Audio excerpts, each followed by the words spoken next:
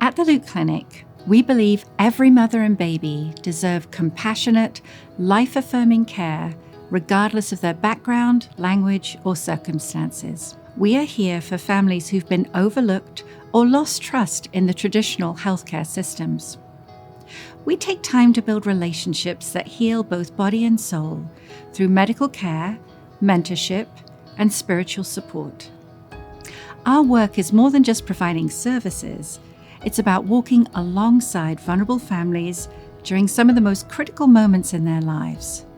With every checkup, conversation, and every prayer, we are committed to showing the love of Christ in action. But none of this would be possible without you. Your support is the lifeline that allows us to continue to offer free, comprehensive care to those who need it most. In the following moments, you'll see just how your generosity makes a difference in the lives of the families we serve. Thank you for believing in this mission and partnering with us to bring hope and healing to our community. I'd like to share a story that powerfully illustrates how God was present in a young mother's deeply challenging perinatal journey. This is the story of Jasmine, one of our patients. While it's far from typical, it reflects every mother's unique circumstances when she comes to the Luke Clinic. Each woman, their needs are different, and our mission is to meet them where they are and support them on that journey. Jasmine confirmed her pregnancy at the Lennon Center, one of our ministry partners, and was excited to welcome her baby. But tragically, against her will, she was forced into taking the medical abortion pills by her partner. Desperate to save her baby, she learned about the abortion pill reversal and found Dr. Kathy Stark, who offered this treatment in Detroit. Although outside the window of usual effectiveness, Jasmine received the reversal treatment, and miraculously, her baby Katori survived. All of this unfolded before Jasmine became a patient at the Luke Clinic. Her journey is a testament to God's plan and how He was involved at every stage, placing people in her life to support and encourage her on this incredibly difficult journey. I saw God manifest in so many ways throughout this journey, from the very beginning until as continuing even today. From the very moment I found out I was pregnant through what I would call a sign from God, I actually asked God to send me a ladybug, and the entire window was covered with ladybugs the morning when I woke up. I went to the Lennon Center and found out about my pregnancy, which is actually where I got the resources for the Luke Clinic, and found out that my baby was perfectly healthy and everything was great. After I first called the Luke Clinic, I felt so supported, and I had felt lost before calling them. I didn't know what to do. I didn't know what my next steps were. And my first call gave me a sense of hope. And this actually was so scary for me because the stigma around getting free care is so borderline scary, because nobody really knows how you're going to be viewed, how they're going to treat you. And whenever I called the Luke Clinic, all that fear went away.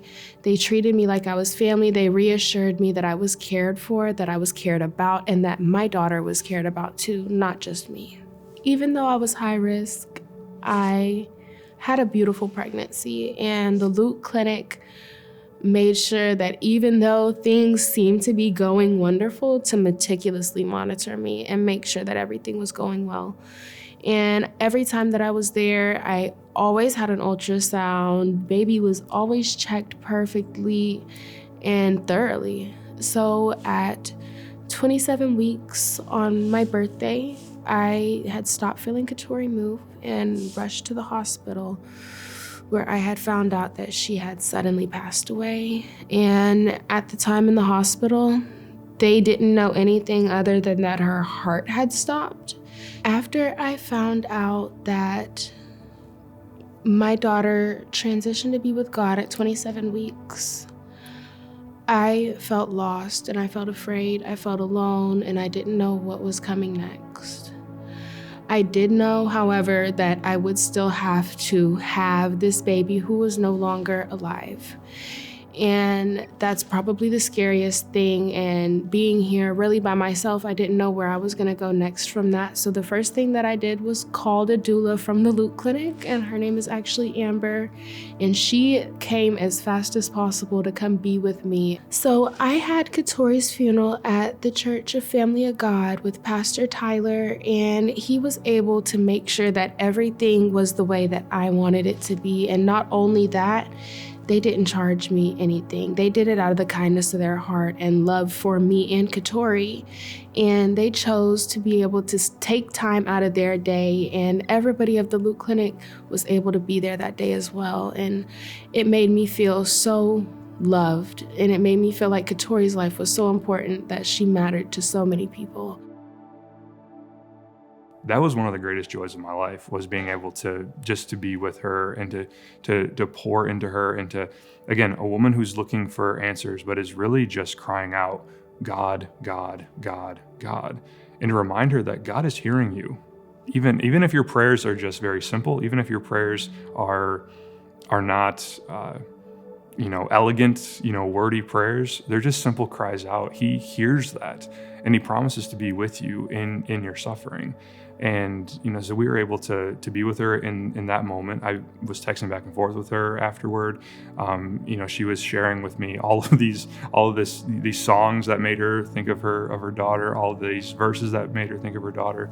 And then we actually had a service for her daughter. And I think she really needed that. It was a small service of just us and a couple of the other Luke Clinic staff. For Jasmine to really be seen and to be heard by the women and me and Deacon John who cared for her in those moments, I think that was a real game changer for her, because she did know she lived so much of her life feeling like she was alone. And in that moment, in one of the greatest traumas that she will ever experience, she was not alone. And so to have a sense of closure in that, and to know that grief is not going to stop. But to know that it's okay to grieve, and that it's okay to have bad days. It's okay to have good days. It's okay to have days where all you think about is your child. And then there's days where maybe you don't think about her as much. But the Luke Clinic was able to provide that safety, to provide that community for her, and to really let her know that we're suffering with you.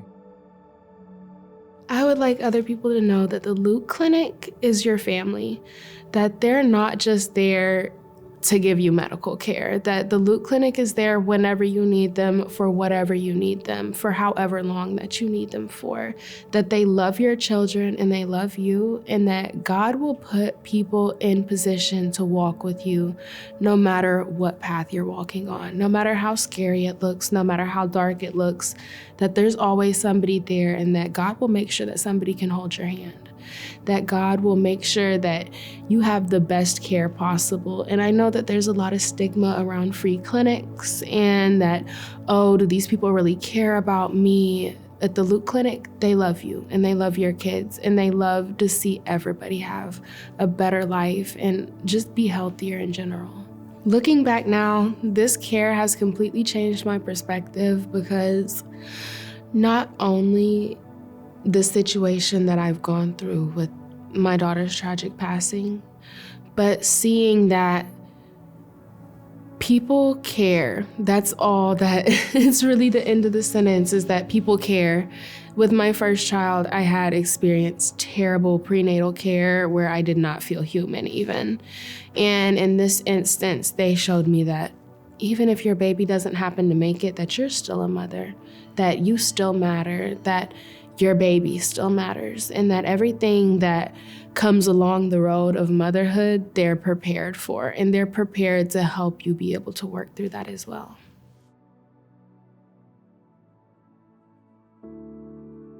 I met Tyler 8 years ago when he was a young associate pastor at the Family of God, a mission church in Detroit.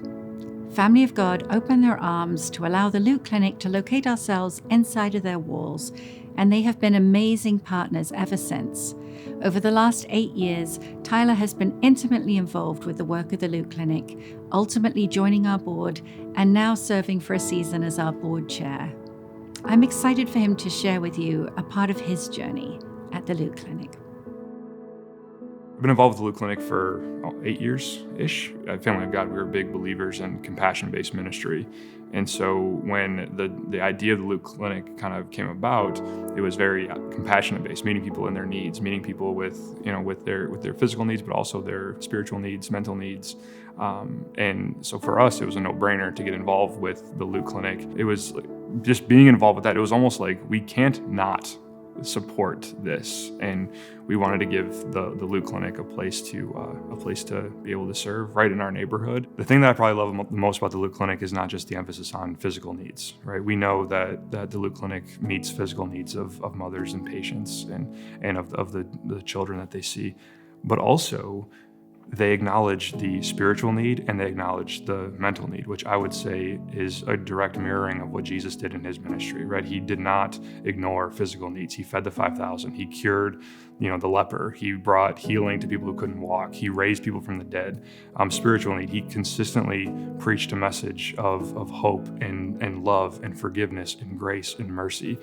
And then with the mental aspect, he encountered so many people that were struggling mentally, whether that's trying to wrap their mind around them or whether it was just regular mental ailments. He did not cast those folks out. He continued to walk with them in their ministry. And I think that the Luke Clinic is just a beautiful picture of Jesus' ministry here on earth.